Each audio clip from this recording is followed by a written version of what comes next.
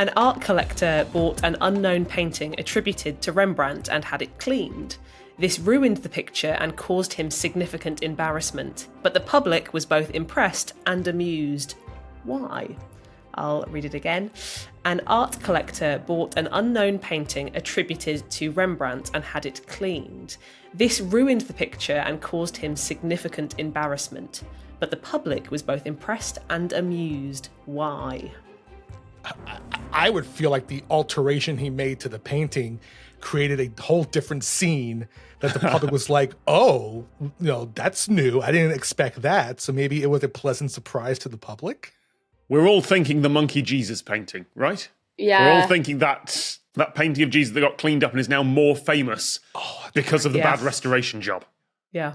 But sometimes restoration jobs make things look worse but more accurate. There was they did a restored the Van Eyck brothers Lamb of God, and it turns out that they'd given the Lamb of God like a really quite nice pretty lamb face, and the original which they restored is horrible. So it's more accurate, but it's basically like it's like horrible sheep giving you a snog. It's quite unpleasant.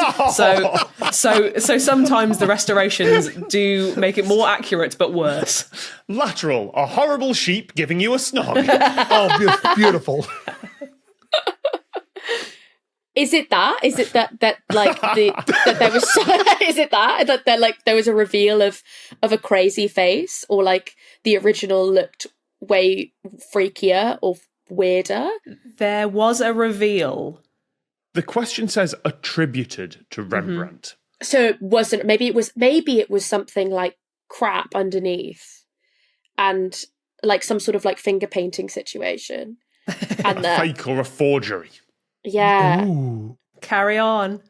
Did Rembrandt paint over something? Like, did this original painting, like, did Rembrandt paint over something else that may have been contributed to another artist or something? Now, that does happen all the time. Canvases get reused because they're incredibly expensive. So I know art historians will sometimes do...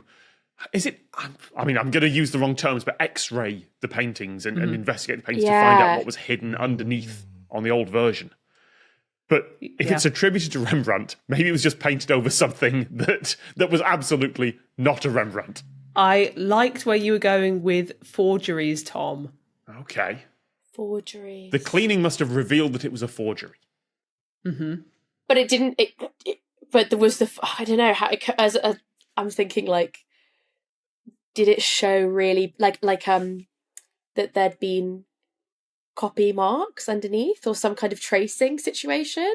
You're so close. You and Tom together are so close. Okay. It was paint by numbers. Rembrandt found it was the original paint by numbers stencil, and we found it. He's cheeky. They started cleaning it, and it turned out it was just inkjet printer, just smeared away into nothing. Dot matrix. No, that's pointillism. That's okay. Yeah, that's good. That's good. Thanks. No one laughed, but I got a. That's good. I'll take. That's good. I guess I'm just looking now for what it would be that meant that the public were amused. I don't know any Rembrandt paintings. Remember, like massive The Night Watch. Oh yes, and lots of men in big frilly shirts. Yeah. Vibe. But the name of the painting isn't relevant. It's not like it was the Night Watch and it turned out to have been painted on an advert for a watch. No. Okay. Is it rude? It's not rude, but it is a bit cheeky. Cheeky. Lateral, not rude, but a bit cheeky. A bit cheeky. Ooh. It's like Bart Simpson-esque. Oh, well, okay. When people say cheeky, was someone showing their bum on this? Because Bart always said "eat my shorts" and he always like moon like other characters. No bums, sadly. No bums, sadly. Lateral. No bums, sadly. Yeah. Okay. Did it just have "This is a fake" in big letters underneath the ding ding ding Tom. No! Ding ding ding. That's a plot point in Doctor Who. That is the I can't remember the name of the episode. It's the one set in Paris, where there are several copies of the Mona Lisa, and the doctor simply writes, "This is a fake," on the canvases to be discovered years later. Someone actually did that?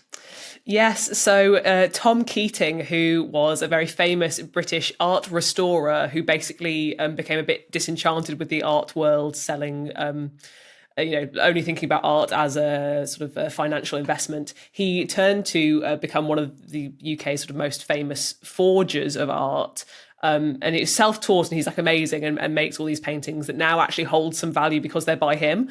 But so he did lots and lots of copies of different works, and sometimes he would sabotage these works so that when later restoration happened or cleaning, they would be exposed as fakes, sort of as a put down to the art establishment. And so he was known to hide taunting messages such as "This is a fake," or "ever been had" in some works, painting in lead white paint, which would be discovered by X-ray. Wow, I love that. It was X-raying it, because lead is radio opaque.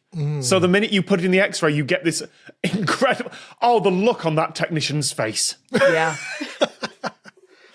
That would make a lovely greeting card. They just give someone that. They're like, you need an X-ray to see the message on it. I do know someone with an X-ray machine. And a birthday coming up. The Lateral book is out now. Just click on the link to get your copy.